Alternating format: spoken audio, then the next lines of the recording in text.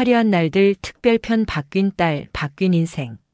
어떤 진실은 30년이라는 긴 세월 동안 작은 상자 안에 감춰져 있다가 우연한 순간에 세상의 빛을 보게 된다.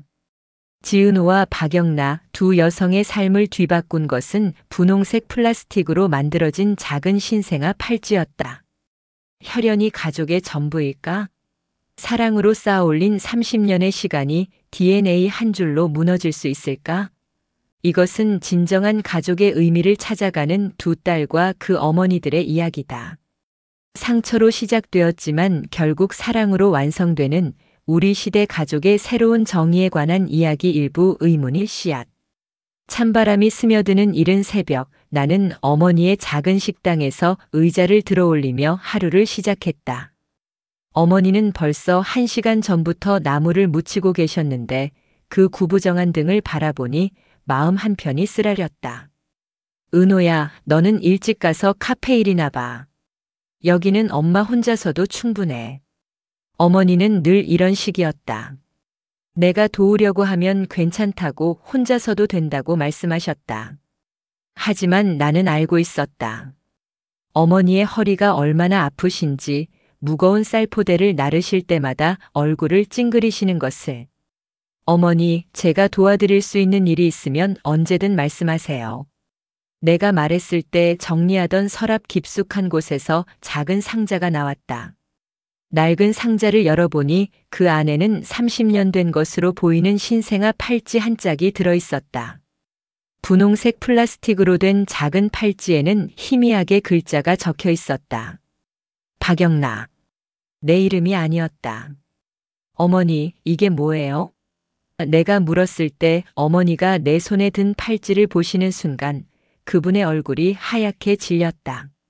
나물 묻히던 손이 멈춰 서고 무언가를 감추려는 듯 당황스러운 표정을 지으셨다.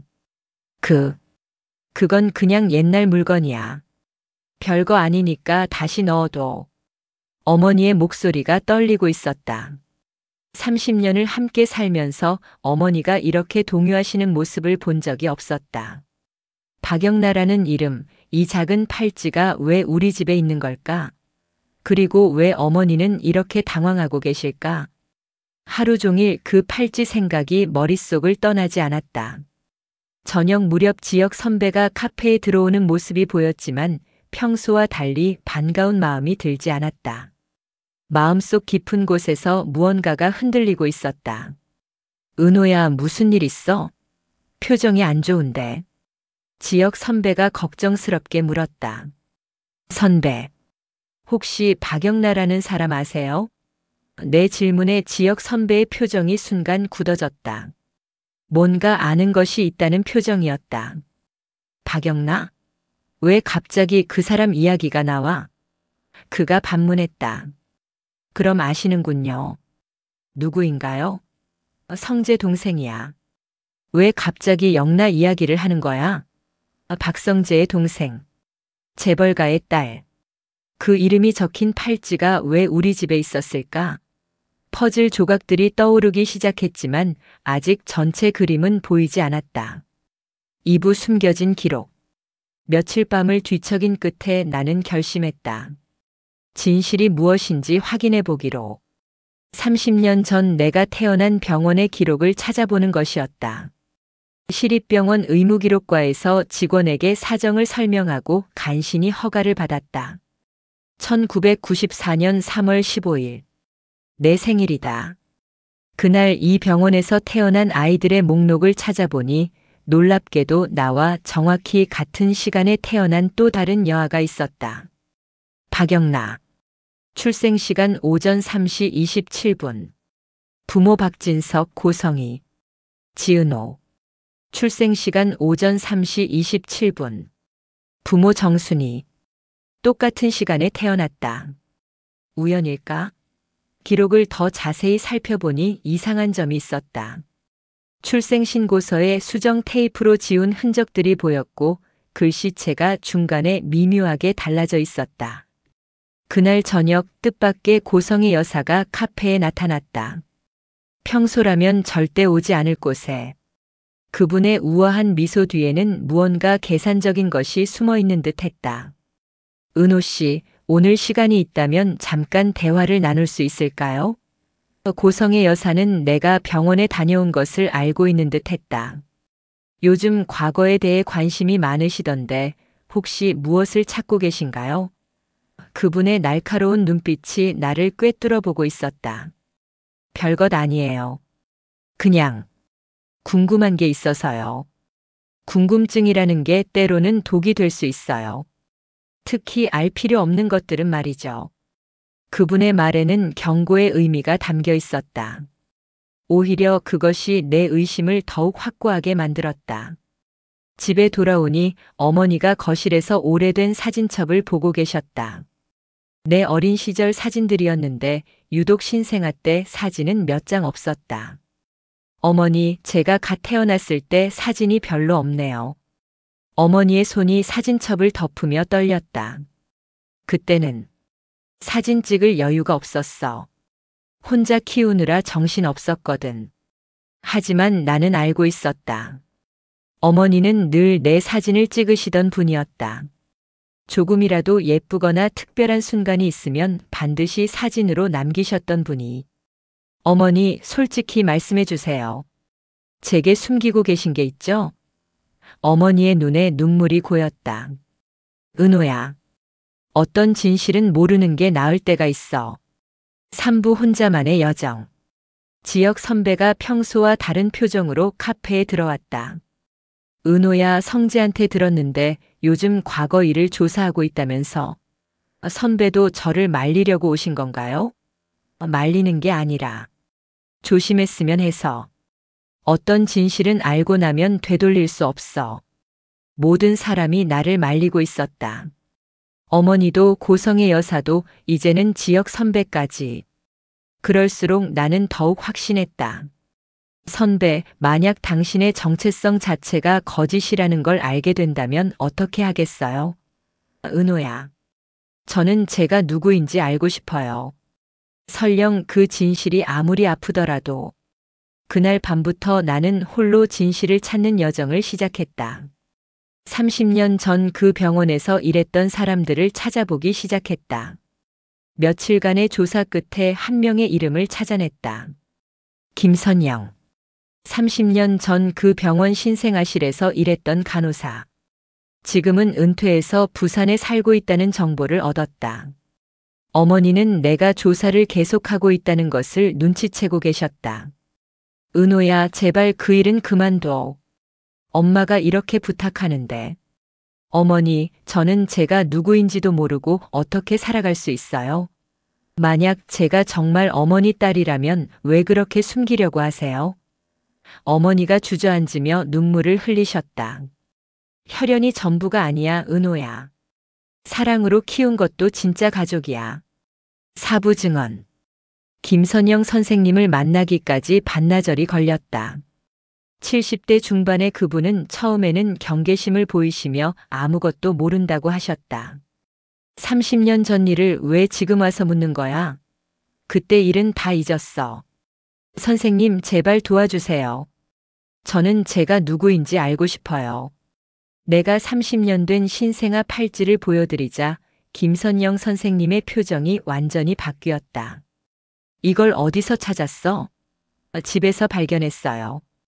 이게 뭔가요? 김선영 선생님은 한참을 망설이시다가 입을 열기 시작하셨다. 그날 밤, 1994년 3월 15일 밤이었어. 두 아기가 거의 동시에 태어났지. 하나는 재벌집 딸, 하나는 미혼모의 딸. 그런데 새벽 4시쯤이었나. 병원에 정체불명의 사람들이 나타났어. 재단에서 온 사람들이라고 하더라고. 내 심장이 멈추는 것 같았다. 그들은 특별한 요청을 했어. 두 아기의 정보를 바꿔달라고. 미혼모의 딸을 재벌집 딸로, 재벌집 딸을 미혼모 딸로. 왜요? 왜 그런 일을? 그건 나도 몰라. 하지만 그때 간호사장이 거절할 수 없는 제안을 받았다는 건 확실해.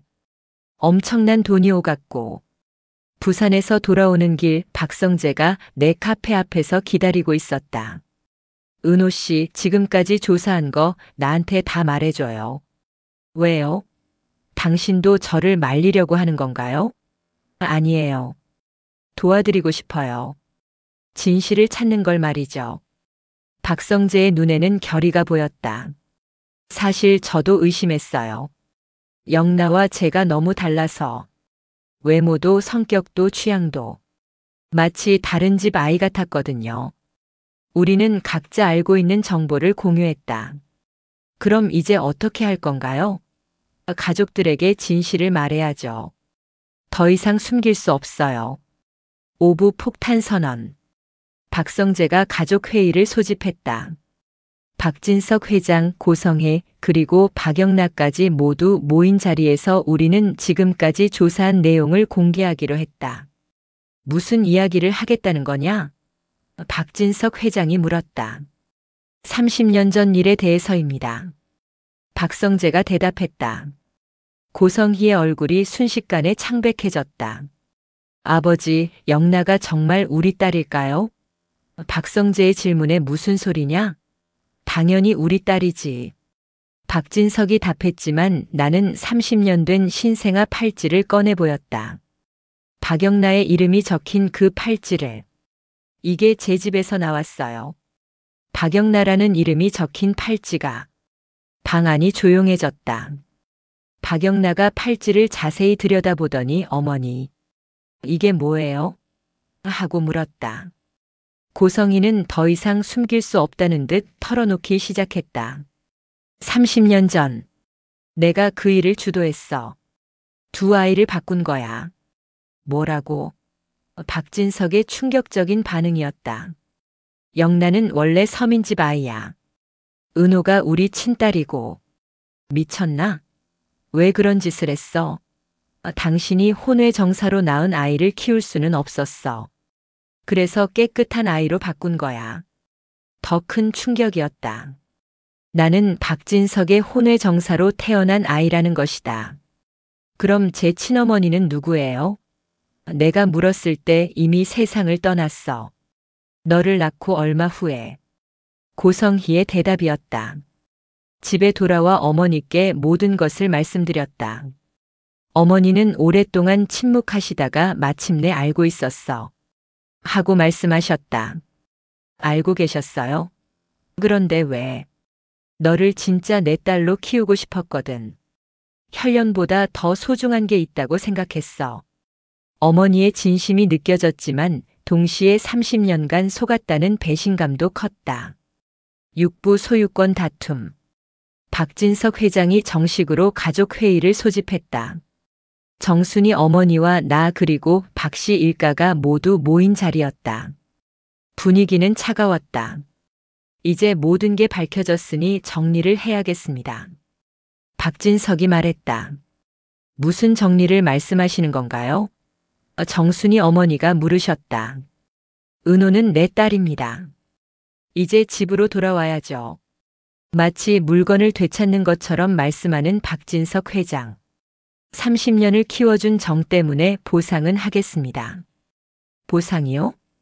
은호는 제 딸이에요. 어머니의 목소리가 떨렸다. 혈연이 가족을 결정하는 겁니다.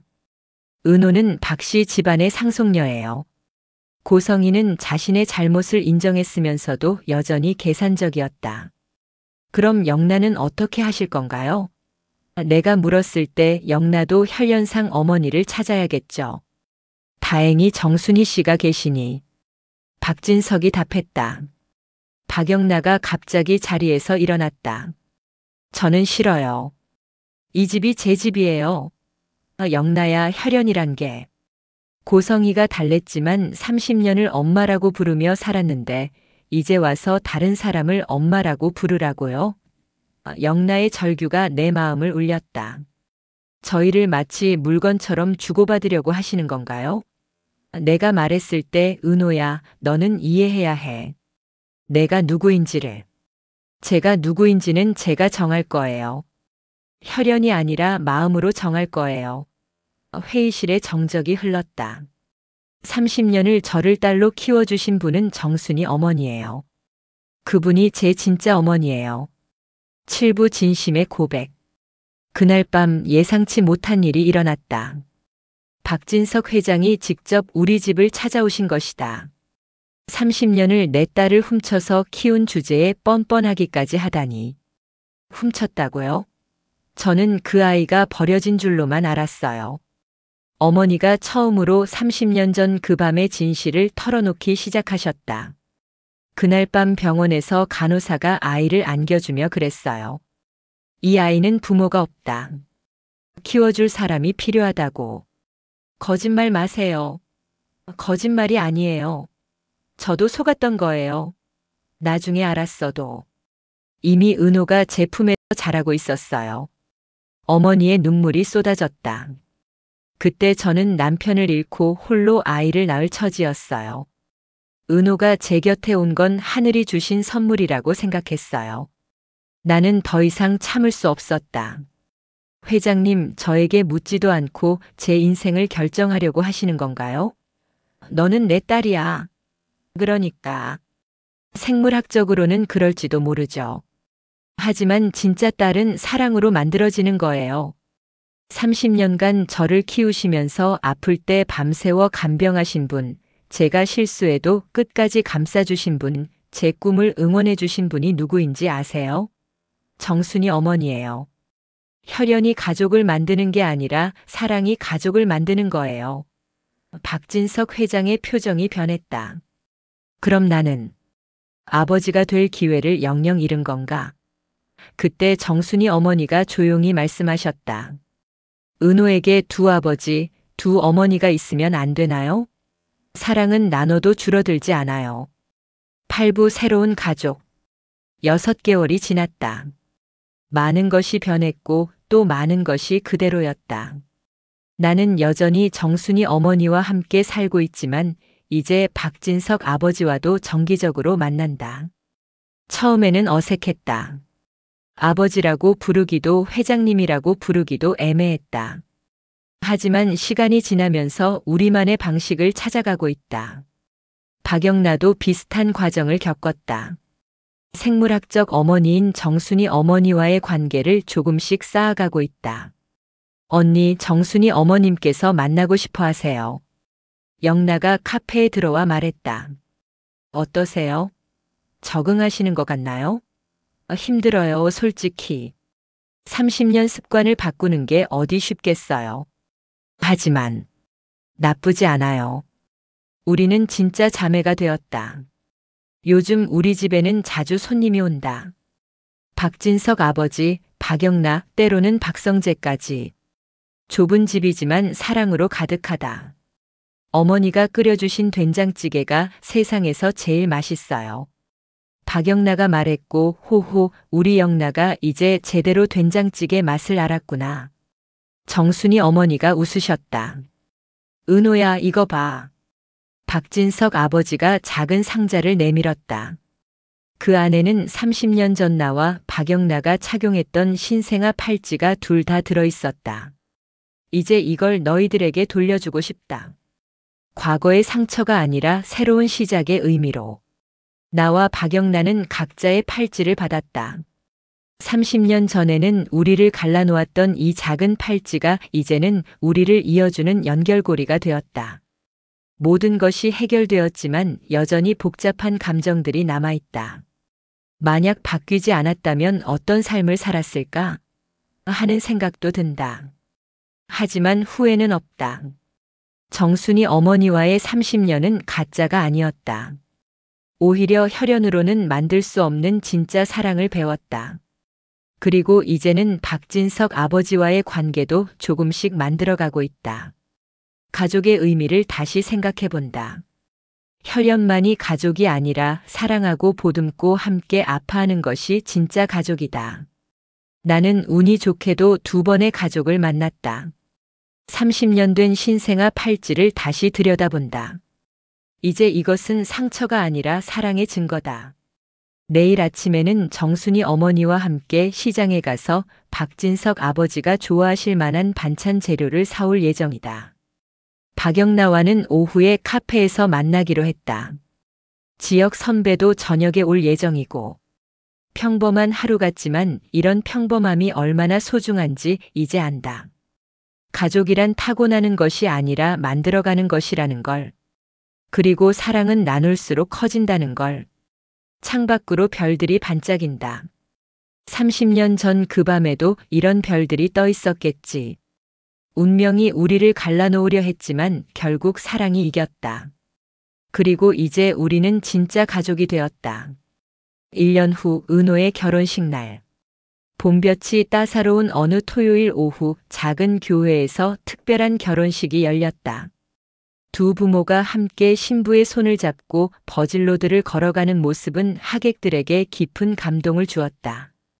박진석은 은호의 오른팔을, 정순이는 왼팔을 끼고 함께 걸었다. 정순이와 고성희 30년간 대립했던 두 여성이 이제는 한 딸을 위해 함께 기뻐하고 있었다. 박영란은 가족으로 옆에 서 있으면서 진정한 자매가 된 은호를 축복해 주었다. 예식이 끝난 후 피로연에서 은호가 마이크를 잡고 말했다. 오늘 이 자리에 와주신 모든 분들께 감사드립니다. 특히 저에게는 아버지와 두 어머니, 그리고 진짜 오누이가 있습니다. 혈연을 넘어선 사랑이 무엇인지 보여주신 모든 분들께 감사합니다. 하객들의 박수가 교회 안에 울려 퍼졌다. 지역은 신부를 바라보며 미소 지었다. 30년간 숨겨진 비밀로 인해 흔들렸던 그녀가 이제는 더욱 단단해진 모습이었다. 진정한 가족의 의미를 찾은 은호는 그 어느 때보다 아름다웠다. 그날 밤 두 개의 작은 신생아 팔찌가 은호의 보석함에 나란히 놓여 있었다. 30년 전 두 아기를 갈라놓았던 증거물이 이제는 하나의 가족으로 이어준 소중한 기념품이 되었다. 진정한 가족의 의미를 찾은 이들의 이야기는 계속된다.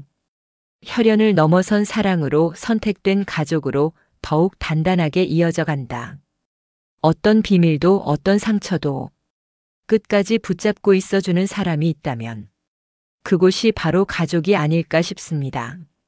혈연이 아니어도 서류 한 장 없어도 서로를 향해 내 사람이라 말해줄 수 있다면 우리는 이미 충분히 가족입니다. 지금까지 바뀐 딸, 바뀐 인생 함께 해주셔서 감사합니다. 영상이 좋으셨다면 구독과 좋아요, 알림 설정으로 다음 이야기에서도 다시 만나주세요.